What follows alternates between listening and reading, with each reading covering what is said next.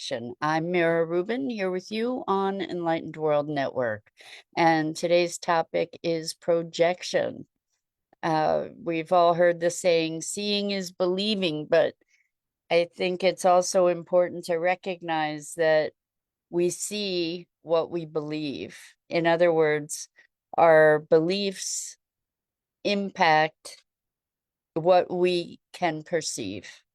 And so we're going to talk about that phenomena today and how we create our reality. So before we get started, let's take a minute or two to get present. Let's take a deep breath in through your nose and hold it.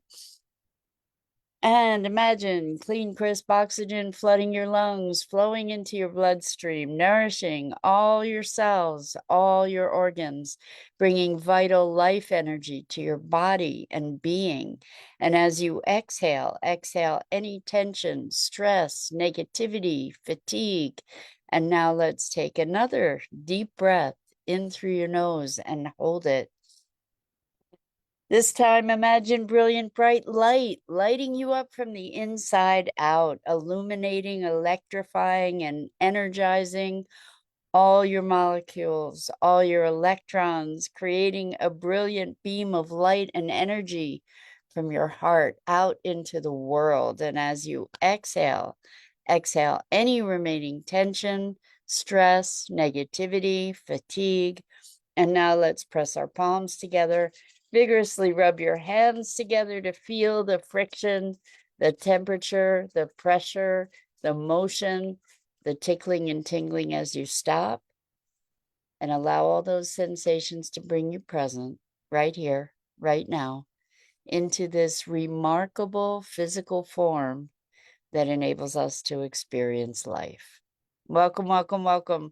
So good to be here with you this morning. And we are talking about projection. And what I mean by projection is how we project our perception out into the world. And it then dictates our experience of the world. And in fact, dictates what we can see and perceive in the world. Good morning, Rosalind. Welcome. So good to have you joining us this morning. We are just getting rolling in a conversation about projection. So this is coming up because it's a variation on the conversation that we have pretty perpetually about how our stories create our reality. But what we're going to delve into is how our stories and our beingness actually dictates the reality that we perceive. So I was talking to someone yesterday who is doing really remarkable work in the world and has actually survived horrible trauma growing up in a communist culture that was under siege, was abandoned by their parents, and among all kinds of other trauma, and was left to fend for themselves. And it left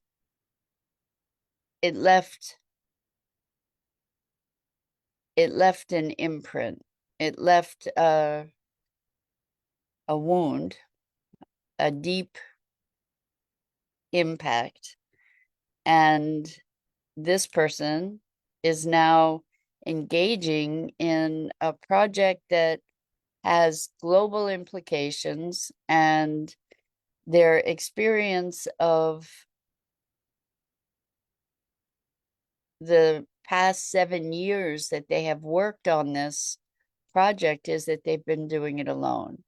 Now, they have successfully enlisted a team of people that have made contributions, varying degrees of contributions. But it's really, really interesting because the foundational story, of which I believe they were unaware, even though it's repeated often. And the reason I'm saying this is because I think we all have these stories and we don't even recognize that they're stories because they're our reality. So this person's reality was that they were alone and they really couldn't count on anybody. And this was something that they learned as a child, is that they needed, or the decision that they made as a child, given their circumstances, which were really traumatic, and they needed to survive. So what they discovered as a child is that in order to survive, they had to rely on themselves and that other people couldn't be trusted. And they also would be abandoned by other people. So this is a scenario that has played out over and over and over and over in life. And where we can each find evidence of these patterns or of these lenses, of these internalized beliefs, of these deep beliefs about the way the world is or who we are.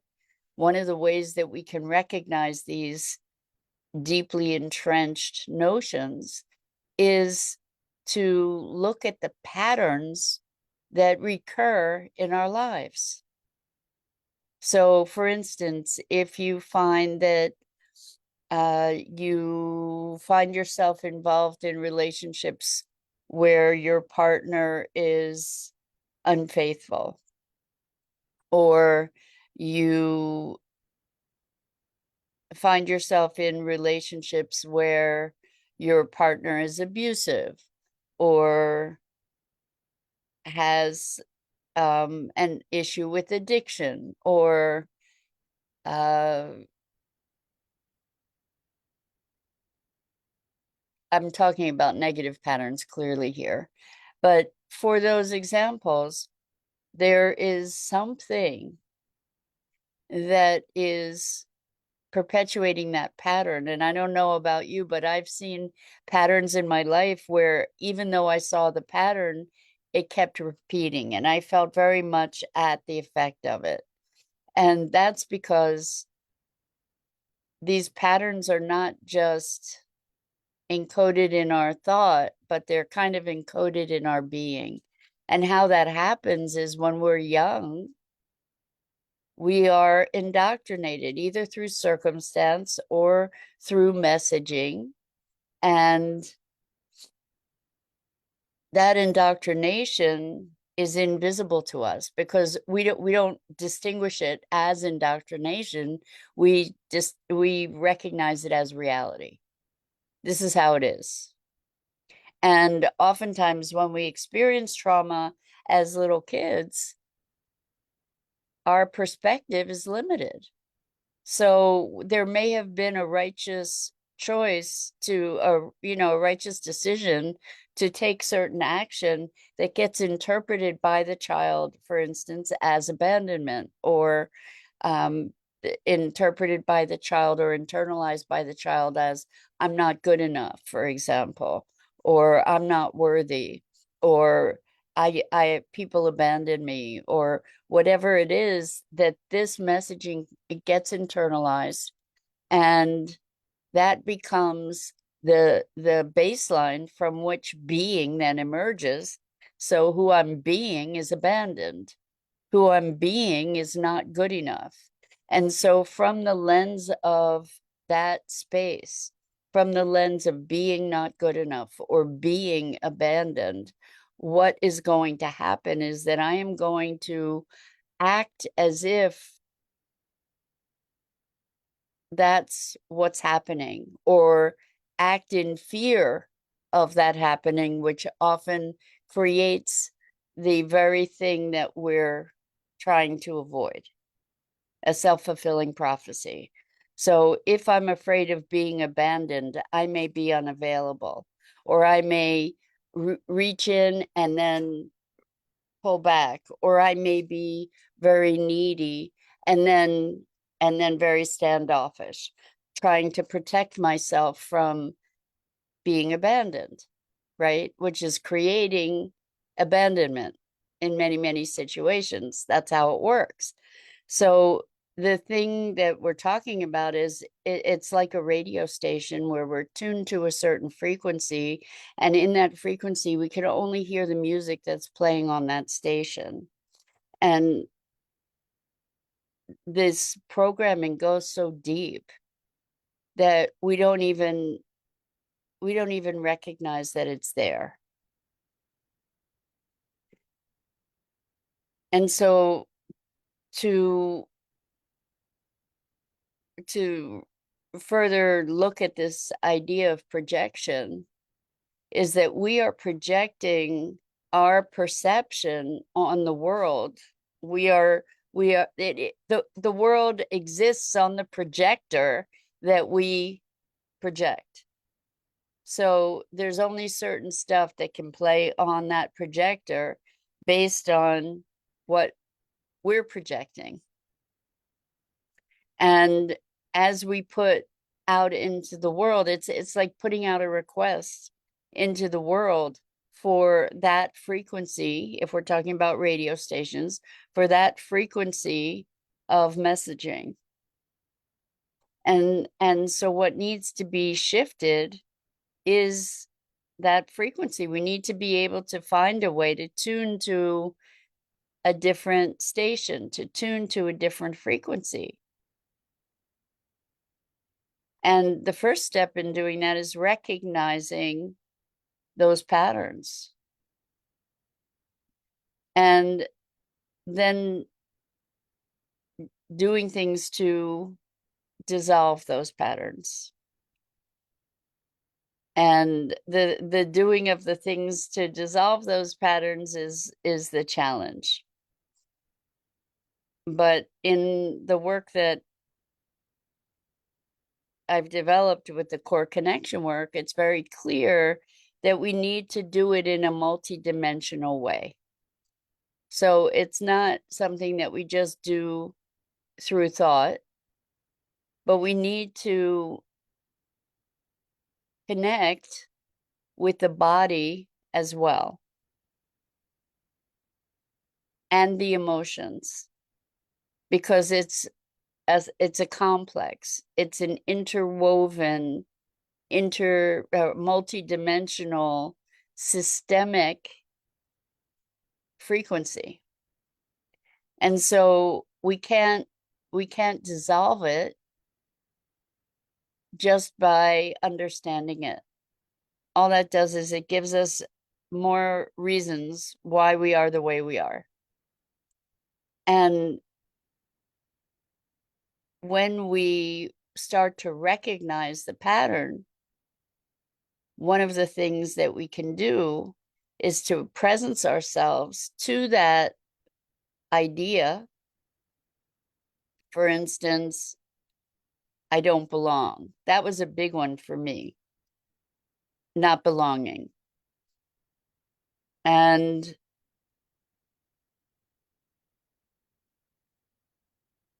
so what we can do is presence ourselves to that thought and the feeling, the emotion of that thought.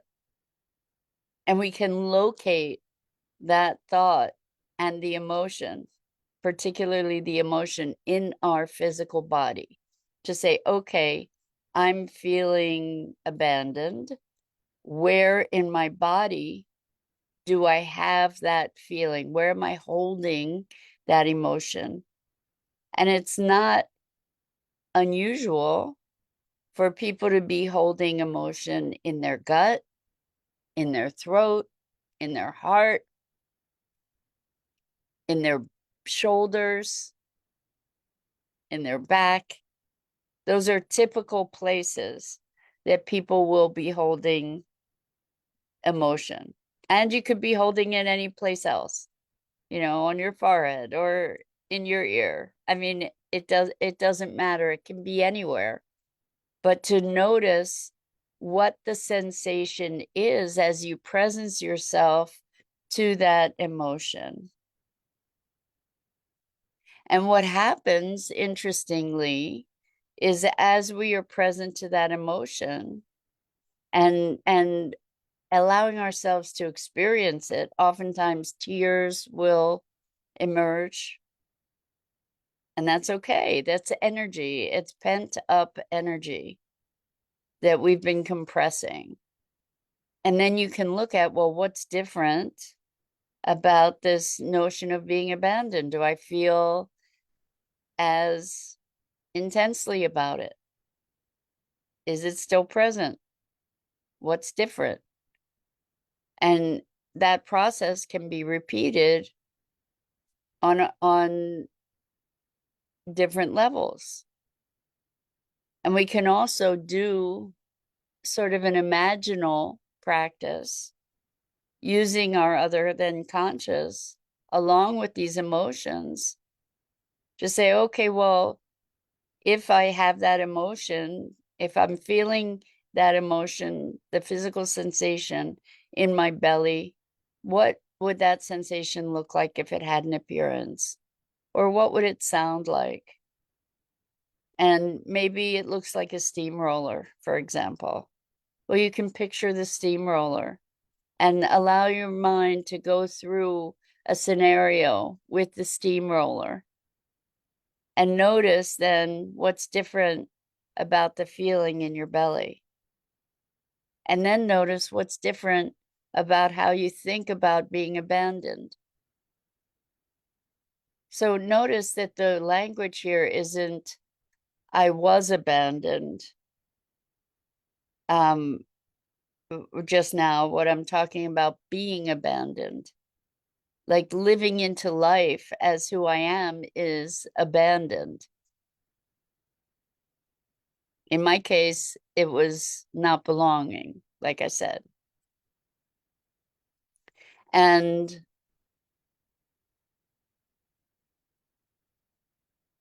what will happen is that our perception of circumstances will change. Even the perception or the experience of our own history will change. The intensity of the emotion will change. The sensation of the emotion will change. And what happens is that as we've tuned that frequency differently, different opportunities arise that were imperceptible previously. So someone who is abandoned and doing it all by themselves, there were people wanting to be engaged probably all along the way. But interestingly enough, after we did a session, this person who was doing it all by themselves, after 7 years, people started showing up and actually contributing in a measurable way. And it was so interesting because I was able to witness this person struggling to reconcile this deep notion that it was lifelong of who I am is abandoned and who I am is doing it alone in the world.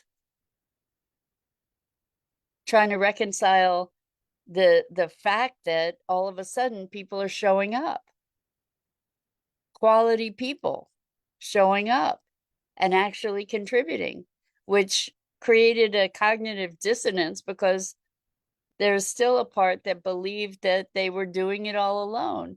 And there's an emergent part that recognizes that they're not doing it all alone. And there are people, like, they've shifted their frequency to be able to allow people to support them in a way that they couldn't before. So this is how we create our reality. And it's often pre-created for us by the things that we're programmed to, by the decisions that we make as little children. And then we have a 3-year-old or a 5-year-old or a 10-year-old driving the bus for the rest of our lives. And it's not that that child wasn't intelligent, but that child had a child's perspective. As we all do, we each have our own, even as an adult, we have our limited perspective. And we keep reinforcing that perspective. And we find all kinds of evidence that validates that perspective. It's not that our perspective isn't true, because we've we've created it to be true. But it's not true with a capital T. It's not reality with a capital R. What it is our subjective reality that we have validated throughout our lives and lived into the experience of that.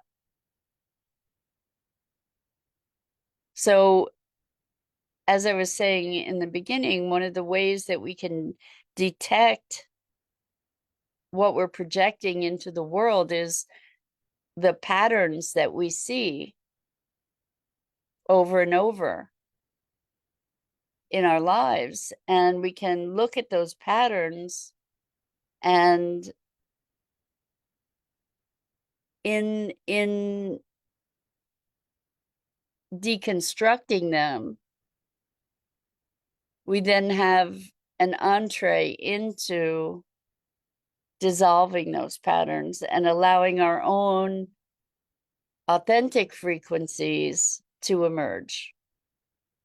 And this isn't a once and done thing, believe me. It's an incremental thing that we do throughout our lives to open up new opportunity to become a more authentic expression of our essential being. That's what we're up to here.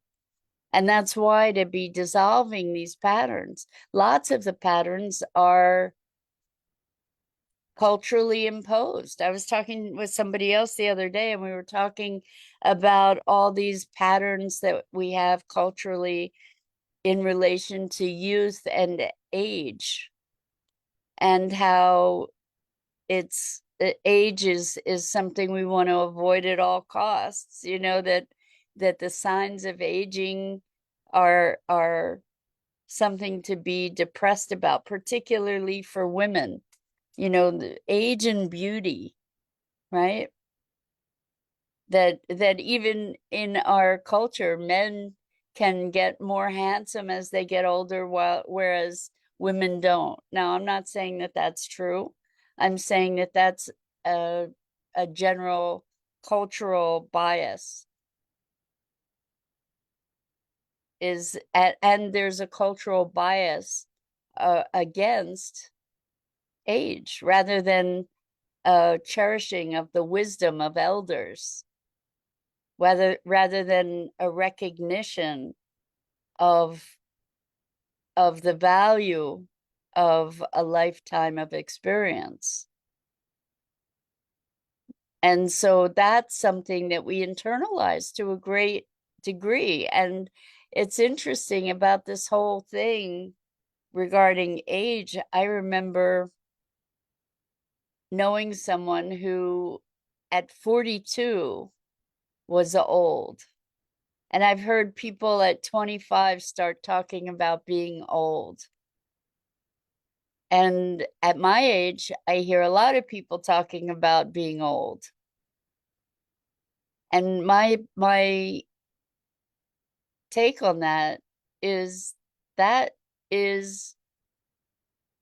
a perception. It's an internalized state where people get to a point where culturally, you know, we're retiring and then we're in a different category. Rather than, you know, for me, I feel like I'm just getting started. And I think that that's available to anybody at any time. Or we can feel old. There have been times when I felt like I was dying, you know, like my body was just deteriorating and breaking down, and my spirit was. And then we can reclaim life. It's all about what's going on in our beingness. So we can be old, we can be young, at heart at least. We can be abandoned. We can be connected. We can be bountiful. We can be love. So I invite you to look at what might you be projecting into your life? What are the patterns in your life that you can recognize? And what's at the root of that? What's the beingness that's at the root of that pattern? And then to start exploring it. So that's it for today. I'm Mira Rubin. This is the Core Connection, and I go live here each weekday morning at 9 a.m. Eastern on the Enlightened World Network Facebook page and YouTube channel. And I invite you to please like, follow, and share Enlightened World Network and me. The links are in the description. And as always, it is such a joy for me, actually, and a privilege to have the opportunity to share these morning musings with you on what it is to be human. So until next time, so much love to you.